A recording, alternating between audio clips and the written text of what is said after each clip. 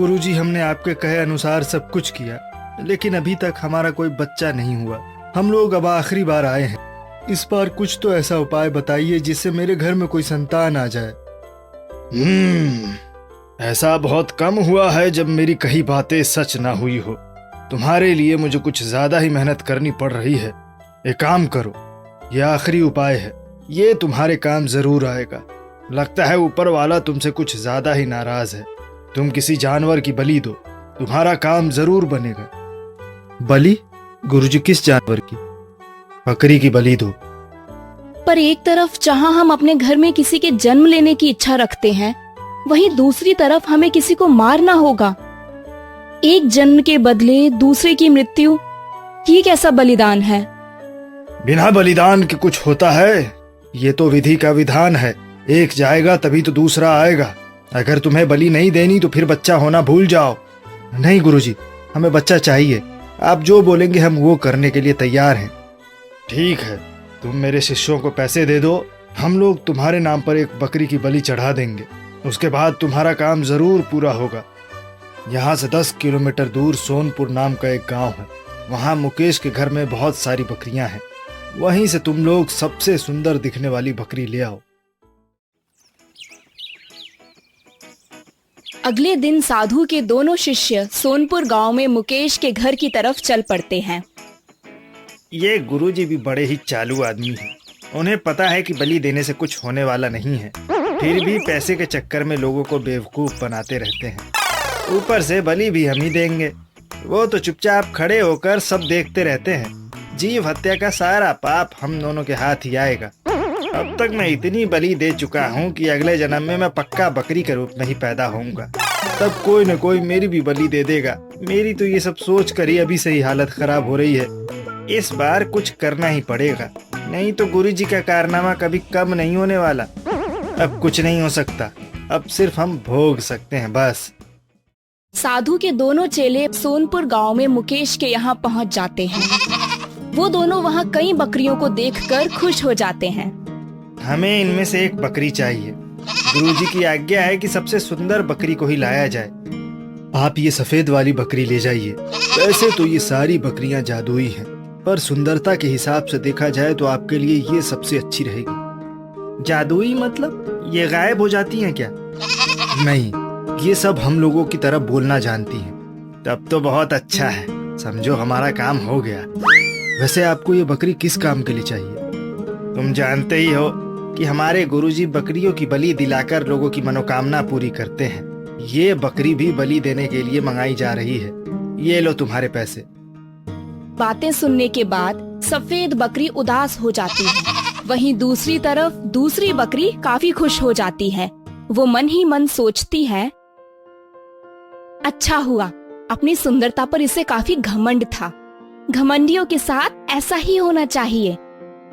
मैं इसकी तरह सुंदर नहीं हूँ, इसलिए आज जीवित हूँ और इसका तो कल आखिरी दिन होगा। चलो इसको लेकर चलें, हमारा काम तो बन गया।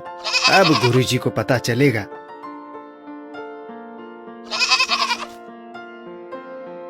मुझे छोड़ दो, मैं मरना नहीं चाहती हूँ। मुझे जाने दो, मैं अपने घर पर ही ठीक थी।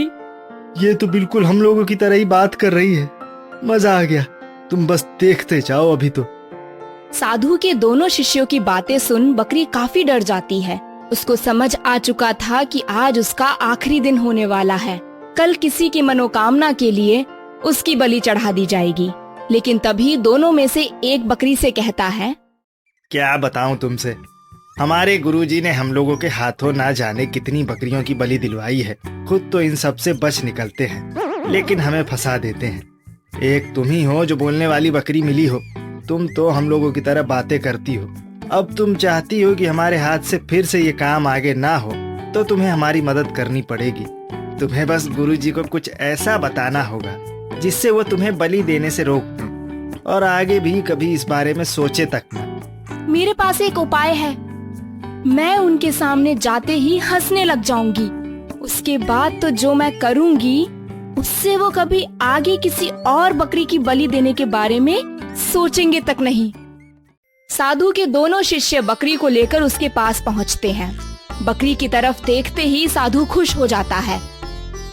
बस यही तो चाहिए थी। बहुत अच्छे। अब इसको नहा धोकर कल के लिए तैयार किया जाए। गुरुजी, ये एक जादुई बकरी है। ये हम इंसान की तरह बात कर लेती है। इसे मारना अच्छा नहीं रहेगा। मुझ पे भरोसा नहीं तो आप इससे कुछ भी पूछ कर देख लीजिए।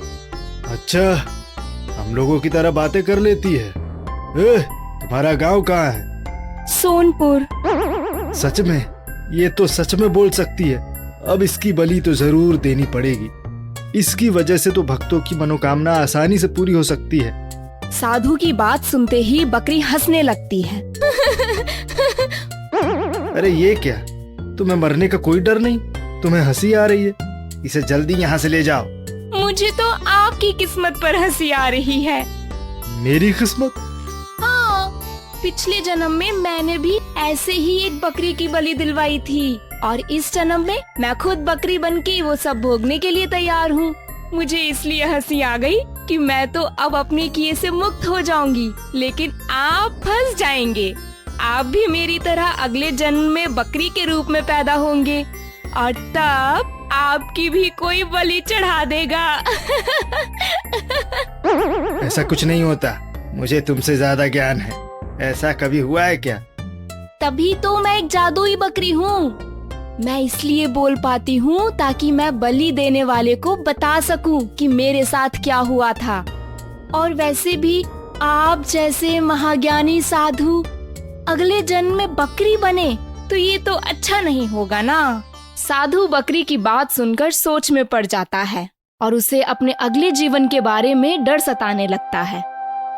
तुम कह तो सही रही हो। मैंने भी अपने पूरे जीवन में एक भी बोलने वाली बकरी नहीं देखी। अच्छा ठीक है, आज से एक भी जानवर की बलि देना बंद।